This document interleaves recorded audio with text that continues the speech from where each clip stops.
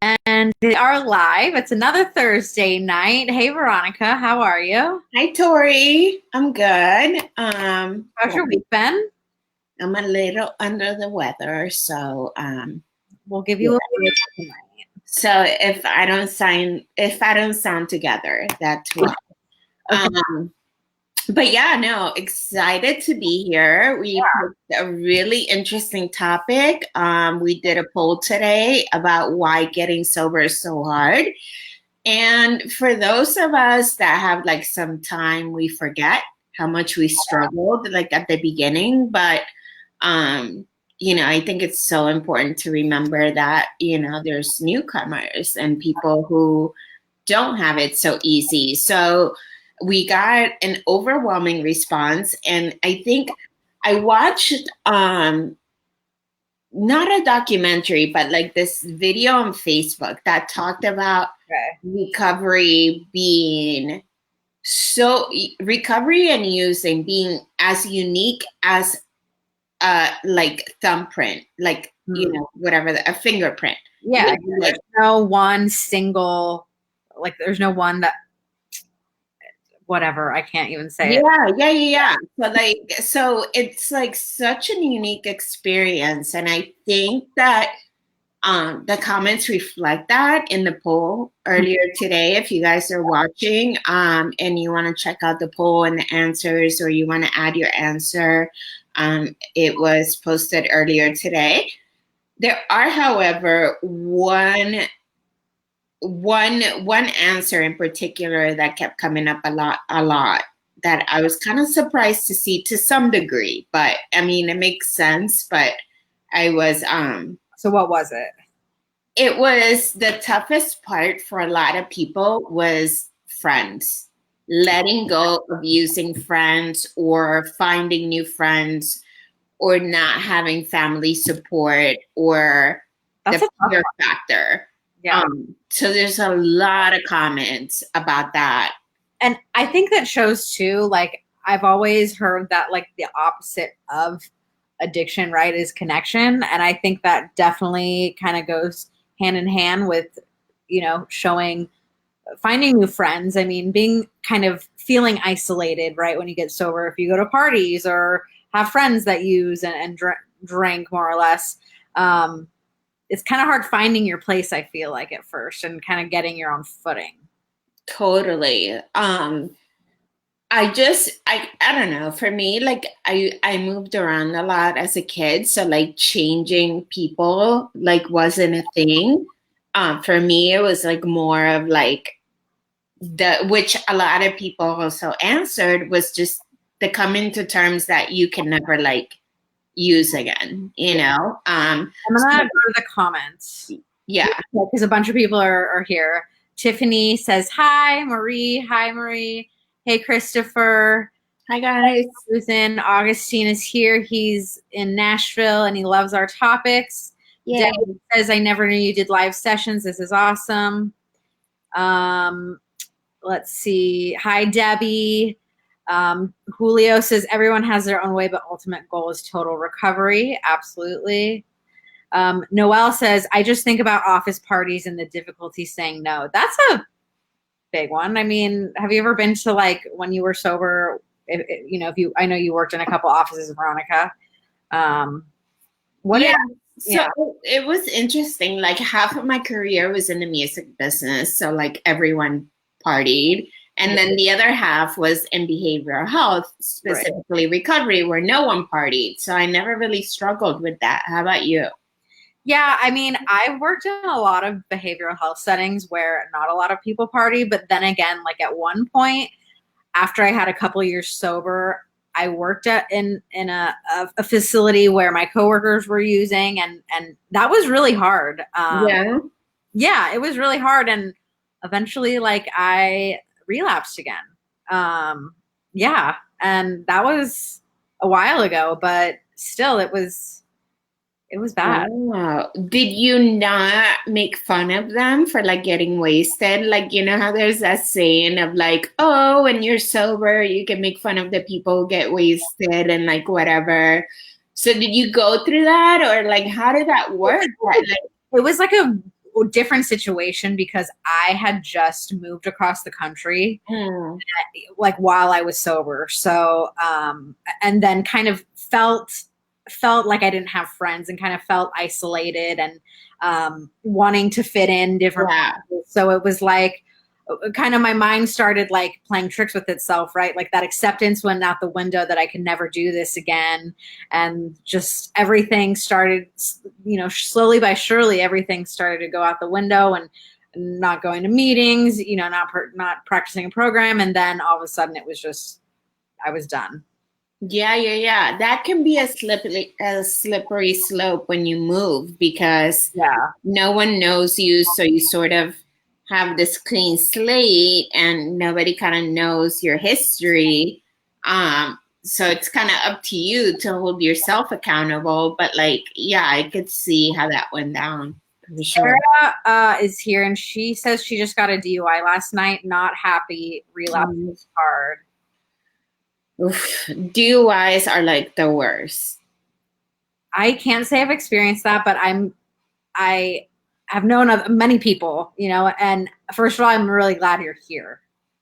Yeah, yeah, yeah, for sure. Me too. I'm glad she's here and like because some people don't make it. And the messed up thing about a DUI and we don't realize it at the time is that we also put other people in harm's way, but like when we're in it, we don't think we think we can drive or whatever. We're just glad you're here and the good news is it doesn't have to happen again if you don't want it to. Right. Let's see. Marie says she went to meetings. She got a group of people that became friends and family. Yeah, I mean, that's ultimately when I moved across the country, I failed to do that. I thought I was just like, oh, I got this, and I don't know what else did people comment? Yeah, let me check. But Maria, I want to know what was the hardest thing for you? Like, what did you have a hard time with? What did you have a hard time with, Tori? I think the hardest thing for me was the acceptance that like I could never use or drink again. It was just like such a hard thing to comprehend, especially looking like, oh, in 10 years, like I can't have a drink, or like on my wedding day, like I can't drink. Mm, And I know that's such a common one with a lot of people. And for a long time, like I was such in denial about that. And I'd get sober and then I'd relapse again, and then I'd get sober again, and then I'd relapse again. And it really wasn't until like I kept landing in these really bad situations that I was like, okay, like I have to do this or else I'm gonna die. yeah. What about you? Again, just the whole like coming to terms with Yeah. like never again. Like that to me was like, I could see a few months or, well, first of all, I didn't think I could put 30 days together. Mm-hmm. And I've shared that I used to go to meetings just to be in people's business, and I thought it was like fascinating that people would just share all their problems, and like I would just sit there like, really, like what happened next, and like I would just keep going back. But like I remember an old timer was like, well, like you can put together 30 days, and I was like, no, like, because I started when I was 16. So like, I didn't know anything, and I didn't know life otherwise. So, I was like, yeah, okay. But it happened. Like I followed the suggestions and like kept coming back, and it just like, I just like added up days and Right. it happened. But again, like if I got in my head about it, it was totally like, just again coming to terms that that was like my new way of life and that I had to no longer put something in my system like that just didn't like compute from like that just didn't make sense. Yeah. Yeah. No, I totally agree with you. I was the same way. And Debbie says, this is actually an interesting one. Debbie says, the hardest thing was grocery shopping, avoiding the beer aisle. It couldn't be Ooh. done because it is next to everything that you need.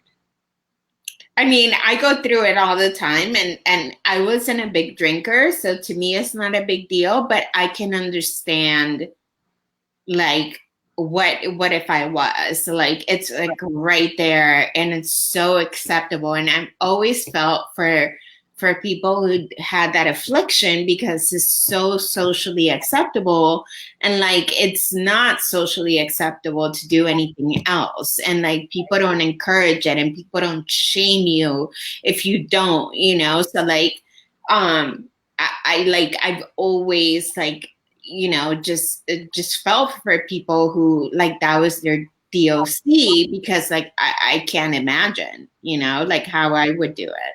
No, I mean, I was a drinker, but I drank a lot at home, and a lot of the time I was under, most of the time I was under 21, the majority of my using. But Rhiannon said, when I decided to get sober, I had to cut off every friend I had and realized what acquaintances are. I had a ton of those, but people I called friends at the time, I had to cut off because, as old and cliche as the saying is, you are what you hang with. I closed Mm-hmm. myself off to everyone but my family, and in a few days, I'll have 2 years sober. Yay, happy anniversary. Well, that is true. If you want to know who your friends are, get sober. Yeah. Like There's that's a like, meme about that, I think. yeah, there's like a saying about that. I think it's like a slogan, and it's true. Like people, you know, you find out who they are because they either don't want to deal with you or they do, and that's who your true friends are. Mm-hmm. So back to the poll. Yeah. I think her name is pronounced Nicole, Okay. like spelled with an E. Knowing it will never go away, I will have to choose sobriety every day for the rest of my life. And that's sort of like almost like what I was saying. Like Mm-hmm. that was the hardest thing for her. And she got like 58 reactions. So a lot of people, um, you know, like sort of, you know, related to that, you know. Yeah. So I think that it's a thing. I don't think it ever goes away, you know, like you always somewhat, and you know, someone even responded to her saying like, oh, if you haven't like, you know, if you're still thinking about it, like something about like, you Like, know, not being in recovery. And I think we touched on this, like, no, like, I mean, we're human, and like, you know, if that was like our way of life, like for a long time, like we're gonna think about it, like, you know, and I don't think that's a reflection of the quality of your recovery. I think it's just like I can't do that anymore, and like that's what it is. and I always think like, okay, what I talk to people a lot about like my job because I work 8 hours a day, right? Sometimes even more. So like obviously I'm gonna think the thoughts about using or have thoughts about drinking because I did that for so long. And yeah, over time it will go away, but it's gonna take some time. Yeah, for sure. Joey says the hardest part for him was the fear of not being able to numb myself when life happens. Hmm. That's another one. Mm-hmm. And that sort of goes with the what Kobe said in the poll. He said, learning to deal with everyday life, the struggles, the celebrations, Mm-hmm. just everything without having to be in an altered state. Mm-hmm. So a lot of people, I think we all have that in common. Like if we went through any emotion, we like used, you know, like if we were celebrating, it was a cause to use. If we were down, we had to use to cope. And like, you know, there wasn't like just like one emotion. I think it was like all emotions was sort of like a reason to use. So that's a big one. Yeah, and it's so uncomfortable, you know, when you do stop using. Um, you know, those emotions start to come up, and it's super uncomfortable. And a lot of the time, like we don't even know what to do with them. Yeah. You know, Yeah. it's scary. Speaking of coming off, Donald said the withdrawal was horrible. So another part of, you know, the hardest part Absolutely. is the withdrawal, you know, and you know, clearly like different substances have their you know, symptoms, but they're all hell. And like you said, is one thing is the physical symptoms, but another thing is just like your emotions are a roller coaster. Yeah. I mean, that period is so, I wouldn't wish like the emotional, first of all, and then the physical on like my worst enemy because it's absolute hell, Yeah. you know. And it, you know, at the time, like you can think in your head, oh my gosh, it's so much easier to, you know, keep doing this. But over time, like the reality is where are you going to get? So Jeffrey said getting left out of certain things because I don't drink. And that's a thing. And not to like name drop or whatever, but remember when I did that thing like at the White House with like Macklemore and like that whole thing? Yes. That came up and he was saying that he didn't want to be treated any different because he didn't drink. Right. And or use or whatever. So that's also a very big thing. And somebody else, you know, said that they did not get invited to a lot of get-togethers anymore because of that, and that feels crappy. And then they said, and then you know, again, I'm reading off the comments, and someone else, well, actually, the same original commenter said that.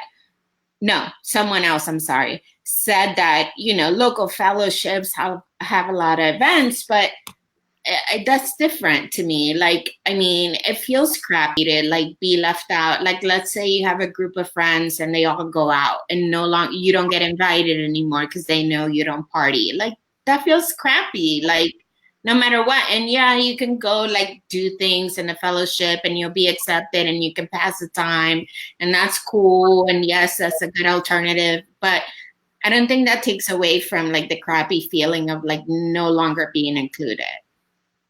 No, I agree with you. I mean, I think too, a lot, if you aren't included, like maybe those friends or whatever, and if your feelings do get hurt, just know that like that's where they're at, and maybe they're just uneducated about, you know, recovery, about sobriety. I mean, because I think that people that are in recovery are more fun than people that are using, I mean, or drinking. Plus, you can use them as a designated driver.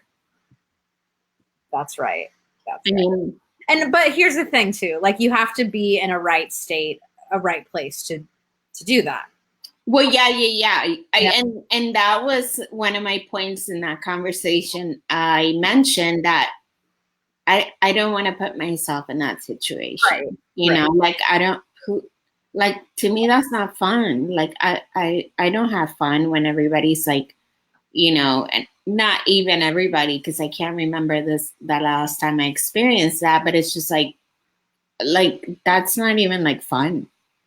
Right. No, I agree with you. I mean, And if your recovery is not strong enough, then don't even do it. And right. that's what triggered that comment from that person that I will not name again, that he didn't want to be treated different. But it's like, dude, if you're not like, if your recovery is not solid, don't do it. And so we kind of like, we didn't clash, but like just sort of balance, I feel like, because like I don't, yeah, of course I don't want to be treated differently than anybody else just because I don't drink. But at the same time, like I'm not going to put myself in those situations to be treated differently, because if I put myself in those situations and something happens, then I'm going to be treated differently. Yeah. Well, not only that, you're going to have different consequences than everybody else. Like everyone else is going to have a hangover and keep it moving, and you're going to turn into a gremlin and God knows what else, you know? Right. So, I mean, it's a whole different thing. Right. So there's a fine line, I feel like. But I want to go to a comment real quick. This is like totally off the subject, but Christopher, he says he wants to stop drinking, but he works at a liquor store. He's the manager. What would you say to that?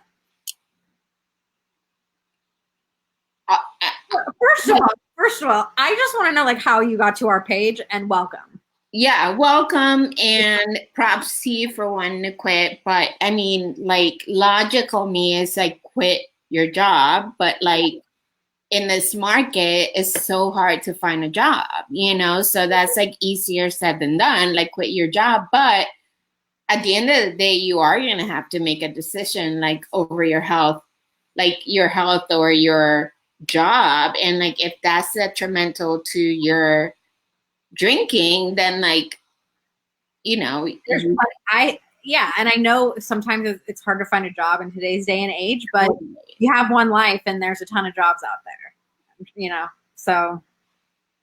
Yeah, sorry you're in that situation, but yeah, for sure. I would rethink. I would start applying to other jobs before you quit. Yeah. And sort of like get that going.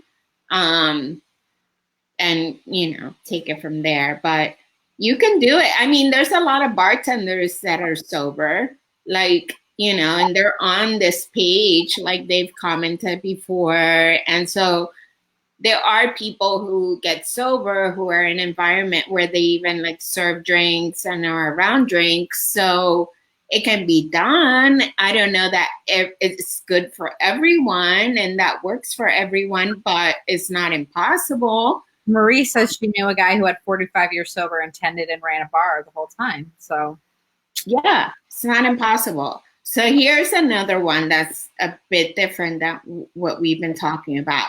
Gus said he picked drugs over his kid. Mm.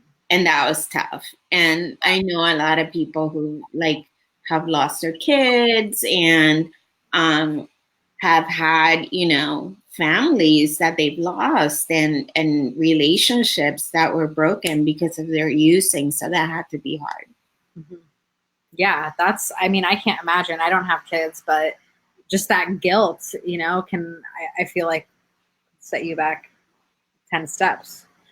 But a lot of people here too are talking about dreams, and how that's hard for them when they dream that I think Rhiannon said, I have dreams when I'm taking a hit and I wake up in a panic and think I lost my time. Yeah. Do you ever have dreams?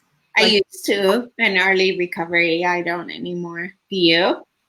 I mean, maybe every 6 months, if that, but not much. Yeah, but you do get that feeling of like, oh my God, I need to go, like, I relapsed and blah, blah, blah. Like they feel so real, but I don't know. Like, I think I remember somebody talked about it once in a meeting and they were like, well, think about it as like a relapse. And, I don't know if that's like the healthiest thing to think about, but that was somebody. You wake up from it and you move on with your day and talk to someone about it. Yeah, I mean, again, you guys, like this is something that a lot of people did for a lot of years. So like, right.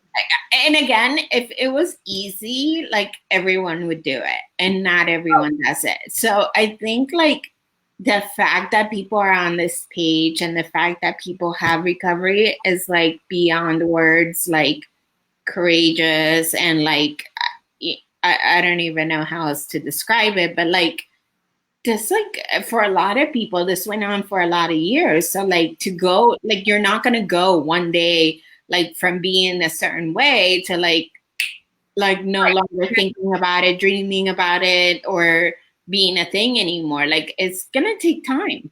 Right. And there's some people that are posting their anniversaries. Britt has 6 months. Yay, congrats. Rob has 7 months. He says the weight of those days make it easier for me. Don't want to lose the streak. Yeah. Rob, that's awesome. That's a good motivator.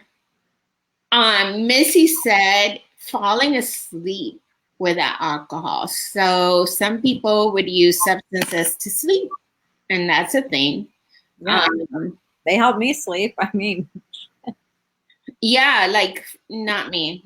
I wouldn't like be able to sleep well. But you know, that's a thing, and people like self-med. And she also went on to say, falling asleep without alcohol to help in dealing with anxiety and not having something to help with it. Mm-hmm. And a lot of people reacted to it, so leads me to think, you know, a lot of people agreed. And there's something to be said about self-medicating mental health symptoms, Mm. whether that's anxiety, depression, and that can be tough because, experts are still, the jury's still out on what came first, the chicken or the egg. Did you have a mental health symptom, before the using? Did the using cause the mental health symptoms? So, Right. and when everybody gets sober, it's like everyone's bipolar. So like, I was. yeah, Yeah. no, but like that was like a thing that like a lot of experts were mad at because everyone was being, diagnosed as that and getting that diagnosed on their record. And it's like, duh, like, of course, everyone's going to present those symptoms, but that doesn't mean. And I think like even Brandy from St. Christopher's talked about it in a live once that she doesn't like to diagnose people until 6 months out because when you first get sober, you're gonna present with anxiety, you're gonna present with depression, bipolar, like you're gonna present with everything because you're all over the place. So yeah, so I mean that's a thing. So clearly, like if your anxiety or your depression is like interfering with your day to day, like you do need to seek treatment Absolutely. prior to 6 months and get the support you need beyond a 12-step fellowship. I think there's value in therapy and in seeing, a physician or somebody who specializes in addiction. But I don't think 12-step fellowships can address that. So I do think that if you're struggling with that, you do need to seek support. Yeah.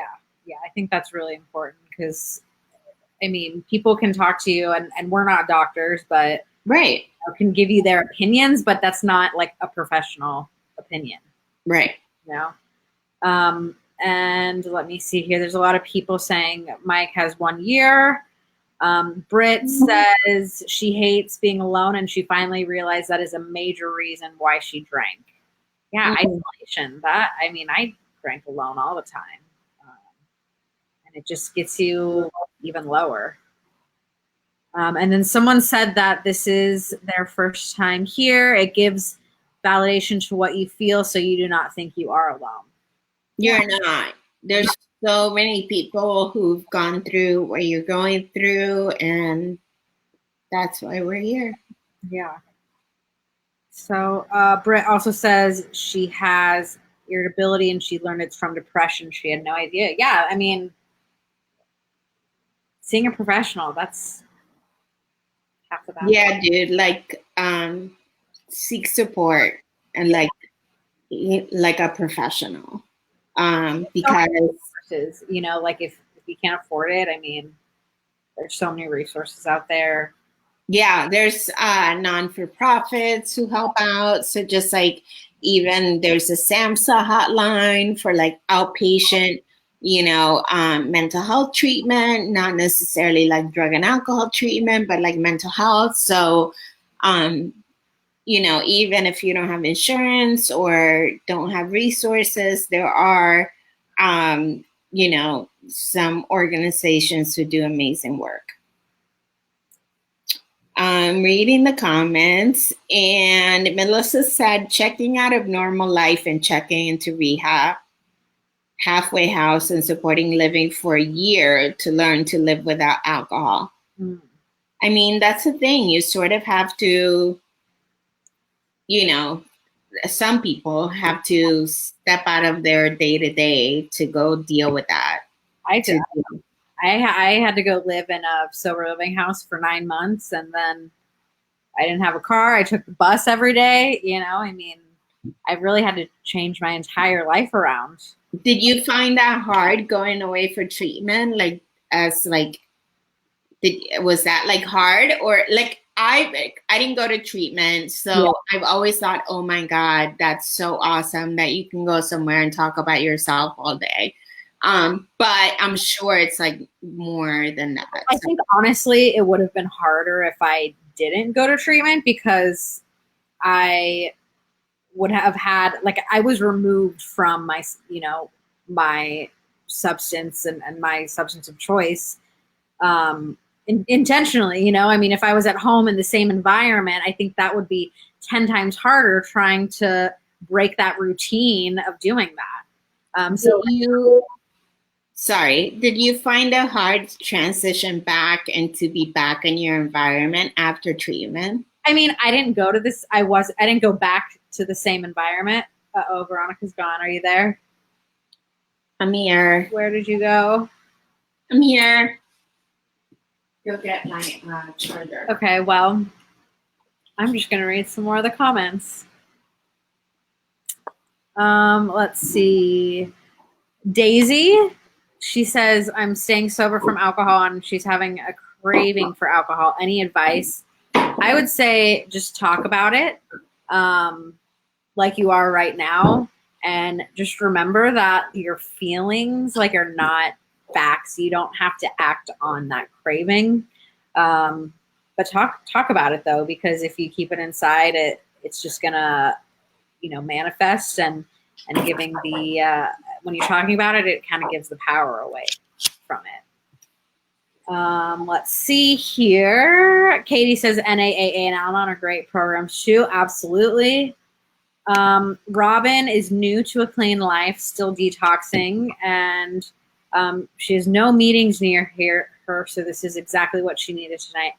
Robin, also, we do this once a week, but if you go to intherooms.com, you can do online meetings.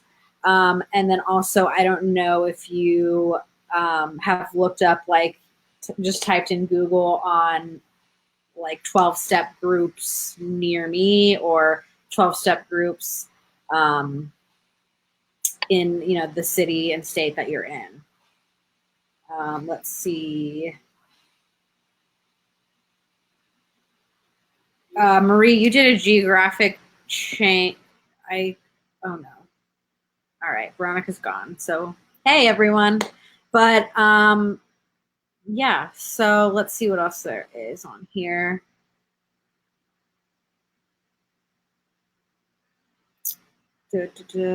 Congratulations.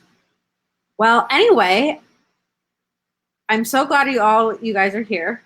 And if you are struggling and are having a hard time staying sober, you can always email me, Tori, Tori, at sobernation.com.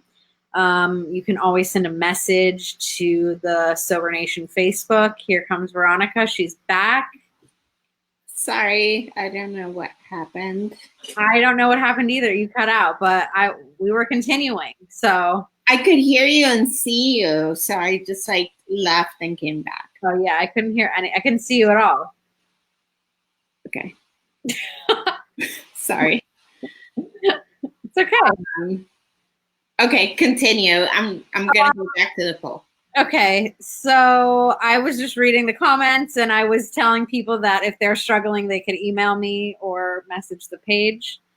Go ahead, Veronica. Robin, yes, it's intherooms.com. That's what it is.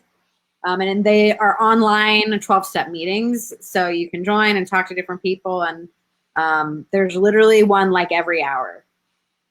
So it's a really good resource. Go ahead. Okay, so Nancy said, even though alcohol was my worst enemy, I grieved it as if I lost my best friend. But that passes, she said. 8 people liked it, so again, some people agreed. So that can be hard too, because that is sort of what you find like comfort in, and that is your best friend, you know? So I can see that being hard. Yeah, I mean, we use it to cover up our emotions. I mean, and now we got to start talking when we stop. Yeah. More people are saying losing friends. That's a big one, huh? Big one. I didn't expect it. Mark says the hardest part was feeling the guilt over his bad behavior.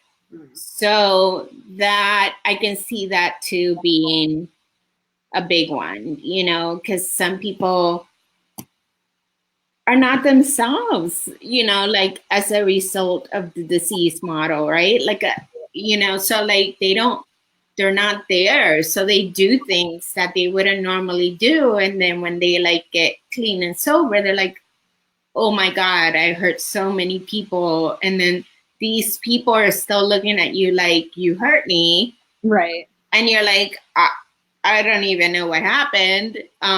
So I feel for Mark. I definitely feel for him too. And I mean, his actions speak louder than words. So it just takes time. Oh, for sure. I believe in like living amends, Yeah. like you can say like, I'm sorry, blah, blah, blah, but people don't, it's really hard to gain trust back. And I think the only way you do is through your actions. So living amends to me are like the go-to. And, as long as you stay on track, you're good. Yeah. Or you'll be good. But it takes time. Absolutely. Well, let's see. Lindsay says facing trauma. That's a big one. Yeah, because I mean, let's face it, a lot of people use because they've been through some stuff and that's how they coped. And Yeah. not having that anymore, it's like you have to like face, what you went through, and again, work with a professional if that's your situation. Absolutely. Because there's just some things that like you can't talk about with another person I mean, if you have unresolved trauma, yeah, it's really.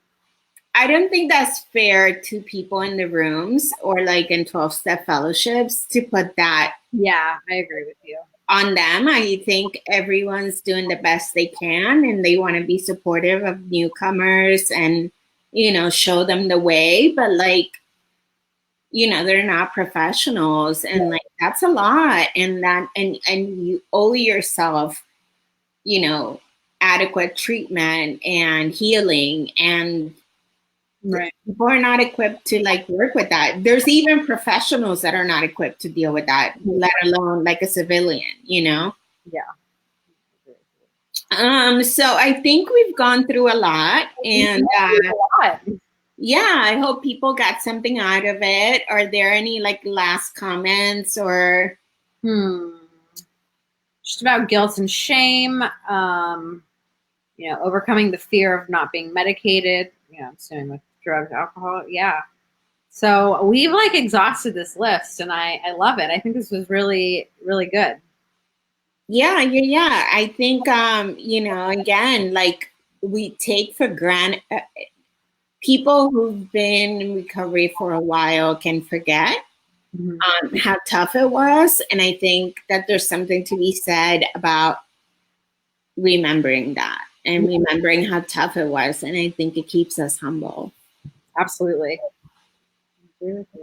Well, like I said, if you are struggling, if you are having a hard time, you can go ahead and email me, Tori@sobernation.com. You can also message the Facebook page. You can go on sobrietyengine.com. We have courses. Anything else, Veronica? No, that's it. We're here every Thursday, 9 p.m. Eastern. So come back if you enjoyed tonight. And let's see. You mentioned Sobriety Engine, which is Membership. Aside from courses, it's like more intense support. So clearly this is like, free support and like open to the public. And, so be careful what you share. But if you're looking for something a little bit more structured and private, and Sobriety Engine, then is for you. And then our founder, Tim, is going to be releasing a couple of videos, which I just always enjoy when he shares. And I think I learned so much from him. So I'm looking forward to his content. So be on the lookout for that. All right. Well, everyone have a good week, and we'll see you next Thursday. Bye, everyone.